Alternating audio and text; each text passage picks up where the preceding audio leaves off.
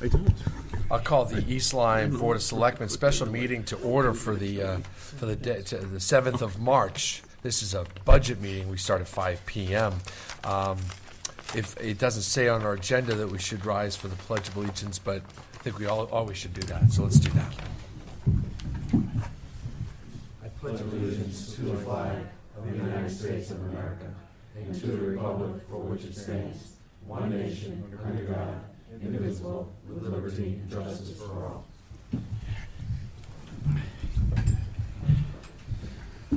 To start, if I could make a motion to move Parks and Rec up ahead of Public Works, because I believe Mr. Putnam has a commitment tonight. So I make that motion. Second? Seconded. Any comments? All in favor, say aye. Aye. Any opposed? Mr. Putnam, you'll be up first. That'll be budget 421. We'll plow through this, but we don't have a real, Was that plow through a plow. Yeah, Yeah, use the word okay. plow. Usually up at the podium for the budgets, folks. Budget 421. This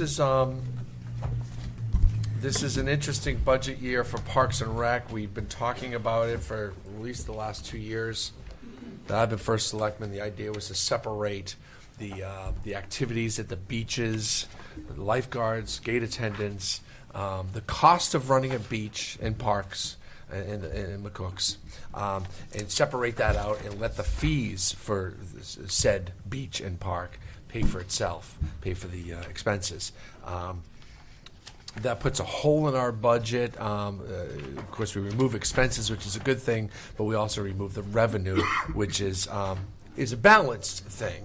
But what we don't see is the expenses in his budget tonight. So it seems like it's a huge deficit, but that's the reason why, and we'll go through that. But Dave Putnam, you've been serving our town for how long?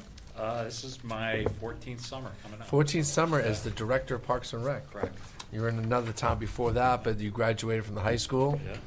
And I hear it every week. You earned the Rotary Student of the Month award way back when. You were a Student of the Month.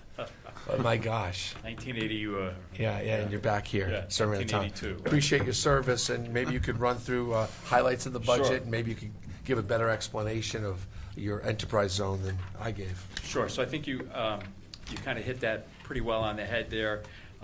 What I did is went back and looked at what we did last year and the last couple of years as far as our expenses and what we spent on our seasonal help at our beaches, and pulled all of that information out and put it into a separate enterprise fund as requested from the Board of Selectmen, and also has been approved by the Park and Rec Commission. So it's something that we went through that whole process. The commission then looked at it's close to $200,000 to operate those 3 beaches. And so with that, where were we as far as revenues are concerned? And the commission took a look at what our fees associated with our beaches were, and it was already at a pretty close wash as far as that was concerned. So we felt pretty comfortable moving forward with this process of designating or having a separate fund moving forward for funding the beaches, like Mark had said. And so we get actually a true cost of what it costs to operate that, and then those people that are using the beach are paying to use the beach. So Right. One of the things the commission did come up with, it was small increases for our non-resident access to that. And one of the other things that they looked at was our walk-in pass procedure. So our walk-in pass procedure in the past was residents get in for free by showing an ID if they walk in, and that'll remain the same. In the past, we had walk-ins. It was 4 people were permitted on one walk-in pass, and it was $10 for the day to be able to do that. And so the commission looked at that and thought that was very generous, and looked at making it a $10 per person walk-in fee now for people that would park outside the park somewhere and walk in and use our beach. And maybe that will encourage those people then to purchase a day pass to come into the park. So free. I know parking has become an issue on Main Street during the summer. I know we want to be a good neighbor to all those merchants on there, and that kind of thing, and free up some parking that way. So those are some of the issues that we're looking at as far as that enterprise fund, and that's why it shows a 23.7% reduction in our operating budget, because all those expenses have been moved out of that. Other than that, everything else I've tried to keep at zero. There's no increases other than maybe the labor numbers that come in for our full-time staff people. We did, on the recommendation when I sat with Mark earlier, we did lose a maintainer through attrition, and so that position is not being filled, and additional monies was put into our part-time seasonal, so that I could have a maintainer for the months of May through August, or an additional maintainer, I should say. So we are at 3 full-time maintainers now, where in the past we were at 4. Other than that, pretty much everything is pretty flat. I don't have any other increases anywhere. I think we had a great summer last year with the addition of the band shell, and really made the Friday night concerts there were very well received, very well attended. It's been a great amenity to the park. Our programming continues to be very strong with our special revenue fund. We're doing very well there. So I guess I'll open it up for questions. I don't know what else you want me to hit on. I did provide you our annual report. I gave you a copy of that for you to look at. And then also, I'd be remiss if I didn't touch base on our Miracle League field, and I gave you some information on that. I can tell you that fundraising, this reason I have to leave early, I'm appearing on Marty Olson's City Issues show at 7 o'clock. Great. So to promote that Miracle League field and hopefully make it more of a regional approach. So I can tell you the date fundraising on that, we're nearing $100,000 since November. So we're really excited about that. And that, as you know, that's our goal, is to privately fundraise that entire operation. So I got a great board of directors that are very passionate about getting this done. I think hopefully a year from now we'll have all the funding in place. So Great, that's wonderful. just any other questions, please feel free to shoot away. Yeah. Thank you, Dave. You gave us a round figure of 200,000 to run the beaches. It's a wash, but we haven't. It's a lower figure than I thought we pulled out of his budget. Isn't it more like 170 or 150? The actual number difference. Do you happen to remember, Ann? I know we talked about it, but we never really. I thought it was like 187, but I could be wrong. But all right, so that's what we pulled out of that budget. Yeah. The enterprise fund I shows at 206,000, but that's obviously going to be a wash and kind of. Whatever you earn, you Yeah, spend, but right, you also the idea also is to have some money left over to start building for a rainy summer, where you might Just have in case. expenses, but you're not having the daily receipts. Right. We said we kind of, I said I'd cover you if we had a rainy year next year, but everything's depleted these days. We'll just keep our fingers crossed that we'll get some sunshine and get some people that want to go to the beach. Right. We are weather dependent. Yeah, absolutely. We are. Obviously, Yeah. we are very weather dependent, but that gives an opportunity. If it does rain, we'll send our staff home. There's But no you do reason have to keep fixed staff on. expenses Do that have some, would absolutely. exist whether you have a rain or not, or sun. Anna, I know you're looking. Well, I was just trying to see. Well, I can ta- We pulled some out of the part-time numbers. I think it's just important at some point, especially when we get to Board of Finance, you get the actual number that we pulled out. Okay, I can do that. Last year we were at 952,887. Yeah, I saw that. Yeah, and this year we're at 727,001. I was just looking at what the projected revenues were, and Right. they were at 175. Okay. All right. So we're in that ballpark. We're under 200 for sure, but somewhere around 175 or so is what we took out of your expense side and also out of the revenue side. Right. Okay. The other thing is, so we did reduction in our overtime so what we're planning on doing is not bringing our guys in on Sundays in the fall and some in the spring too. And we'll see how the weather's going and that kind of thing, whether we need to do garbage pickup or field prep or any of that kind of stuff. So that's administratively, that's something we'll have to work on for next year. Right, So there's right. a $4,000 cut there too as well. we've enjoyed the gold standard of Parks and Rec for many years. We've paid for it though, and with the pressures of municipal government, we have to find ways of cutting back. We've let go, not let go, but we have one less full timer in the department, and we'll maintain that that employment level.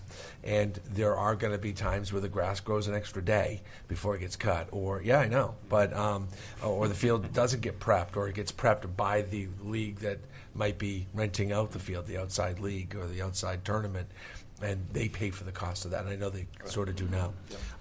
Let's start with any questions. Mr. Salerno, anything? I was just going to ask of loss of service if you're anticipating less overtime, and you lost a maintainer, that you think you're still going to be able to keep up. Right, I think we'll be able to keep Find up with other the season. efficiencies. As long as that seasonal position stays, then I'm pretty comfortable with that. If we have our seasonal staff to be able to cover from that May to that August timeframe when we got the beaches going, we got all the fields going, it becomes our busiest time, obviously, so.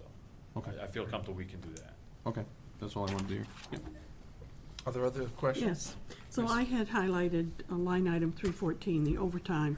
So how does that translate out into the decrease? Will the park be open, but there simply won't be Right, we might, people there, but the gates will be open? gates will be open, yeah, we're not gonna shut any services down. What might happen is garbage might not get picked up on that Sunday morning, might have to wait until Monday morning.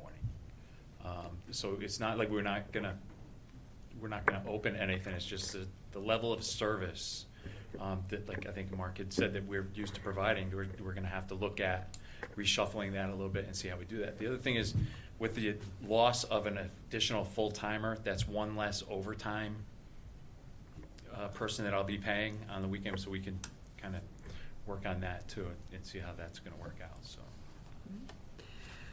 Yeah.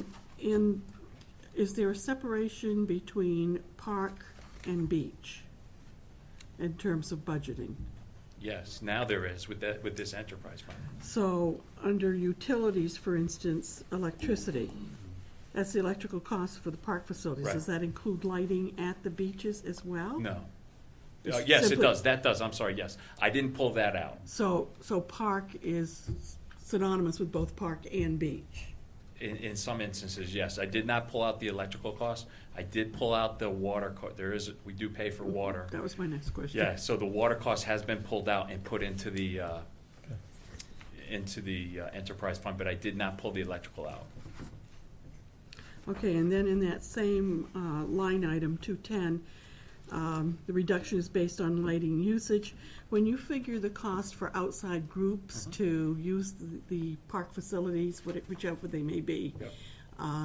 are those kinds of costs figured into what they are charged? Yes, correct. So they pay, if they use the lights, it's $35 an hour to use the lights. So that fee covers. At the a ball little bit more. fields. At the ball fields, right, correct. I think that's what you're asking. Right. Right, Yeah. I want to make Yeah. sure. Yeah, so if Worth the Shore comes in and uses it, the soccer club, the lacrosse club, they use our fields for, well, lacrosse doesn't use much light, but soccer is the big one. When they use the lights, I keep track of that, and I charge them a per hour rate to use that. Otherwise, that's the only fee they pay to use the fields. So they don't pay anything for park maintenance at all? No. Or if the shore pays a fee to use Or the there's, park. so there's separate, so there's two groups. There's the private groups or the AAU tournaments that come in. We charge them a field usage fee for every use that they come in and do it. If they are an East Line-based organization, Babe Ruth, Little League, soccer, lacrosse, no field usage fee. And the high school In the uses high our school, fields. correct, because there's Right. that. But on They top of don't- that, a lot of those organizations, including Little League, maintain some field to do spring cleanup and stuff like that. So- Yeah. But we don't charge them a field usage fee, right? Okay, that was what I was going to ask, a breakdown between an outside group as opposed to an Absolutely. East Lyme group. I don't think we want to be charging I- our own townspeople for that. I couldn't agree more. I think it's a great service that we do and something we should continue to do. I full-heartedly agree with that, absolutely. All right, that's all I have, thank you. Thank you. Anyone else? I think my I did have the question about the drop in the lighting that costs for the athletic lighting. So that reduction from to 4,000, that's because fees are being collected now to offset? That, not only that, we had less light usage, and one of the things is softball. their numbers are hurt, their numbers have gotten hurt in recent years. They are now combining with other teams in other leagues. They use less lights very few times at Vets Park. That's that reduction, that's why that reduction's there. Yep. Okay, thank you. And that's based on Wow. and that's the numbers on softball. Those kids are finding other things to do, lacrosse. And those are the old inefficient lights up there, right? We have 20-year-old lights up there that just burn, baby, burn. We do. Yeah. We do. So I looked into Yeah. that. Yeah. I talked to Musco, who's our lighting provider. If we went to an LED-based Yeah. thing, Yeah. our electrical costs would be cut like 40%. Yeah. But our usage of it doesn't offset. There's a cost of return it was something like 38 years. Yeah. Because It's we not don't gonna pay for itself Yeah, yet. because we don't have enough usage. Now, if we had a synthetic field, similar to like what the high school has, well, the high school has the better version of lighting. But if you're stacking practices and using it for, let's say, 6 hours a day lighting, 6 days a week, then that makes sense to Right. relamp that. Yeah. We're using it maybe 3 nights a week at Right. 2 hours a night.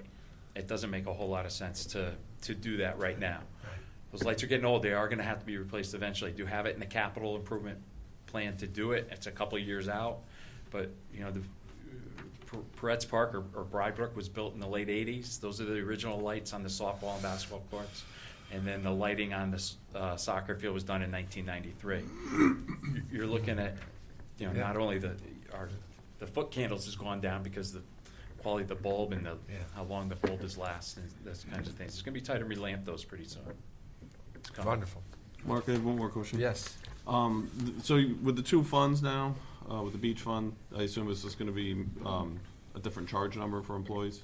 Is that correct? That is correct, and that is Okay. something we'll work out with the finance office. I know Ann has already been talking about that. The other thing that, just to be, you know, I guess transparent, all our expenses are gonna happen July or most of them, July and August, and our revenue's gonna come in May and June.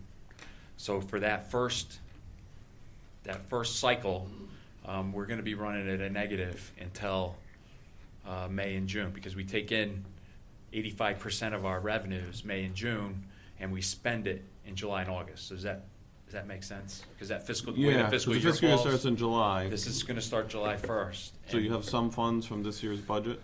I The would funds assume? coming in, No. funds Funds are coming in coming right at the now. end of next fiscal year. But right now, we didn't have that fund, so the funds go into the The general funds that budget, we'll right? collect in May and June this year for beach passes have to go to this year's budget, Yeah. which were already counted, the revenue, and we need it. Got it, okay, I So see. he's gonna be borrowing, All right. until his revenue That is comes in. It's it's a weird time for the budget It's for a your. weird time. for It's the just the beach. way our season runs Yeah, isn't okay. very I good. can't advance him money, I can advance him credit. But it ends up working, it's, okay, I got Right. it. I have one other question. too. Sure. Forgot. On the grants, the Youth Services State of Connecticut grant and Enhancement grant, are those monies that are guaranteed because they're doing a lot of cutting of the grant funds? So this is an estimate. That's an estimate, correct, based on last year's, that's what we had last year. My money that I'm carrying in there is based on last year's funding. What's gonna happen to that, I wish I could. If you don't get these grants, what happens?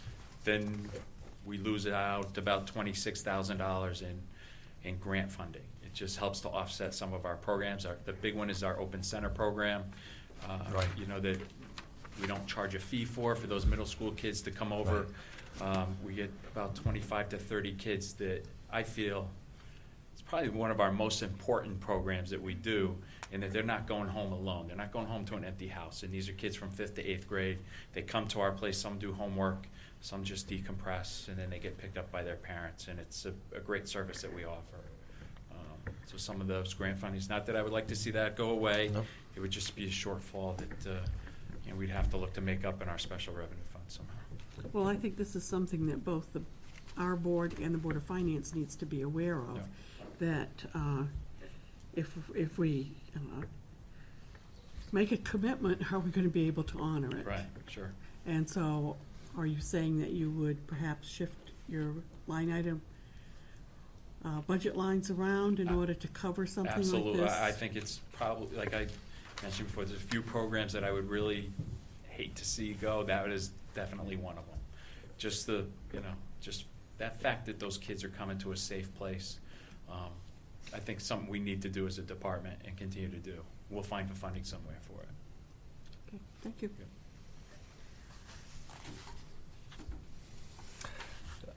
I try to talk you out of those things, but you're so committed and so passionate, and I applaud you for it. You believe in this stuff, and this stuff. Your programming is so important, and you stand behind it. And I really do appreciate that. Any other questions for Dave? Yes, I have one. It's probably for you, Mark. Yes, sir. The portable toilets at Scene Park, do we think we're gonna have the new toilet system in to save that money this year? Yes, I think we went out to bid on it. I think we got the bids in.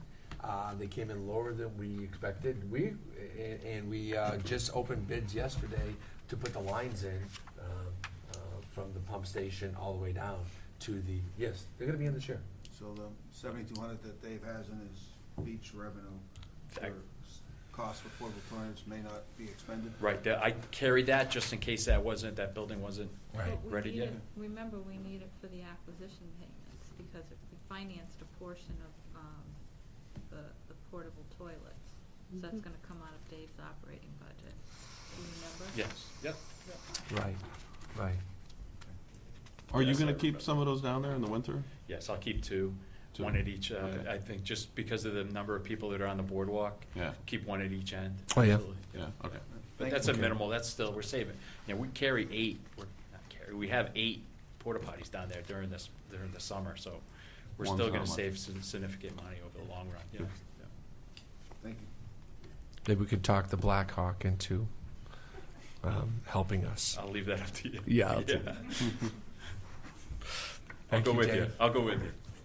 Appreciate you coming over All tonight, right, Dave. yeah, thank you Thank for you very moving me much. up too on the budget, appreciate it. Do you have an agenda? So we flip it back and forth. So we moved Parks and Rec over. So it's the busiest man on the planet. It's Joe Braga and his 15 different subcategories. Let me pull this out of my book because this just isn't working for me.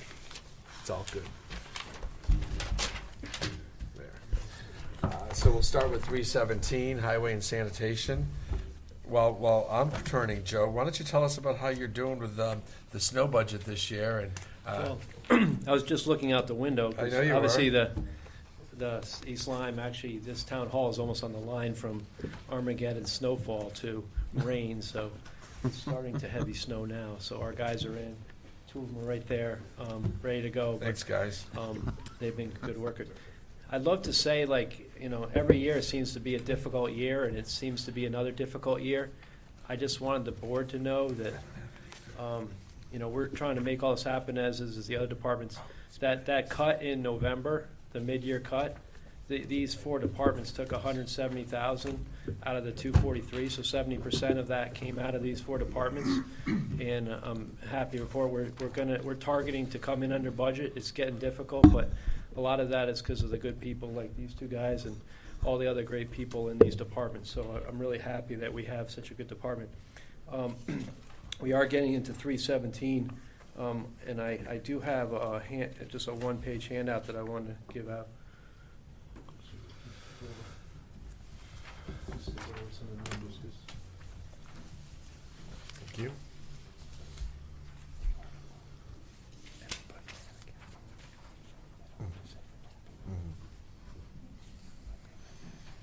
it gets a look, just I'll just do it. Just like Mr. Putnam, having the money come out of the operating expenditures, we did have something that happened on this budget that I don't want to take lots of credit for, because in front of you, on the 317, we're showing a minus 3.16 decrease. The first line in there, without LoSiP, they took LoSiP out of there because it's the right thing to do. Every year we hide LoSiP, or hide's not the right word, LoSiP is placed on the Public Works budget, but it's really not a good place for it, because you might not expend. Joe, just, people watching might not know what LoSiP means. Oh, local capital improvement money. It's money coming from the state. We're not sure if it actually is going to continue to come in, but it can't be used on reducing taxes. It can't be used on Board of Ed, and it can only be used on certain things. And that LoSiP money Town projects. is town projects, and that's there. So that's been pulled out. That's the first line, so it shows that the line Department 317 is down 3.16. However, if you do add back the LoCIP money from last year, this budget is still showing it's negative 0.08. So with trying to hold on with union, or I shouldn't say union, but just in general, employee contractual payments or whatever, this budget is still showing that it's down. That's the second line. The third thing that's going on in this budget that I do want to mention is that we're also showing $340,000 for Town Aid Road. And as far as last I know from Mark and from Anna, we're not getting that $340,000. So this department is working off of, we were supposed to get this $340,000 that we use for all different things on the roads and fixing people's paving and drainage. Right. And right now, we're only getting half of that. So not only did we take a $170,000 pay cut, $170,000 cut in this department, these departments, we also get an additional $170,000 because of that news. So we're really down $340,000. So I'm not guessing we're getting the $340,000 next year, although it's showing this. So, that's why I just wanted to mention a few of those items. With regards to the Department 317, the major thing, if you go in your budget sheets, is the line 211 in the personnel services. What that is when Chuck Holyfield, our longtime highway supervisor, retired, and actually coming up on almost a year ago, he retired on St. Patrick's Day, March 17th. We did not fill that position. That was not because the highway supervisor didn't do anything. He actually provided great services to the town. What I realized at that time is that with all these impending cuts and talking to the first selectman and knowing, the writing's on the wall. I can't fill that position. So why am I going to fill that position and then be faced with having to cut 2 or 3 people in the department come in a few months? So I say that because that hasn't come from without pains and challenges, because I think Mrs. Hardy had mentioned one time last year is of a concern of losing that position. We had to basically two things. I promoted from within, and we doled out the responsibilities. Now, I had to take some of the responsibilities. We created a general foreman position. I did elevate one of the other employees to another foreman so that we had consistency in our supervisors. And I doled out all the fleet manager activities and duties that Mr. Holyfield once had to the master mechanic. So I'm happy to report we are hanging in there and doing the functions that we have to do. But the positive is that it was able to save $80,000. The hidden cost in here is there's also a benefit section of this that's not showing up in here, because last year as I was in front of you, I had 25 employees in this department. Now I have 24. So that hidden cost of benefits, which is in the finance department's whatever number that is, we have one less person, one less benefit package. So there's actually more money to save with that thing. So that's actually the biggest change in this budget. Everything else, as you go through it, there was a small reduction in the stormwater permit compliance because we're trying to make do with what we can have. One other thing that I'm happy to report that is in this current fiscal year is we actually changed the contract hours of the transfer station from half-day Saturday to Tuesday through Saturday. So now we provide the citizens 7:30 to 3 on Monday, Tuesday through Saturday, full-day Saturday, and actually saved the town $23,000, because when we were working on negotiating with the union contract, that was negotiated, so that we shifted those hours. So that was a huge win for the town. The employees are working with it. And I would have to credit the union with working with us on that, because we could save money and add service. That doesn't happen. So all around this, from the budget 317, I'm a little concerned, because even as I put this budget together in December, I'm not now expecting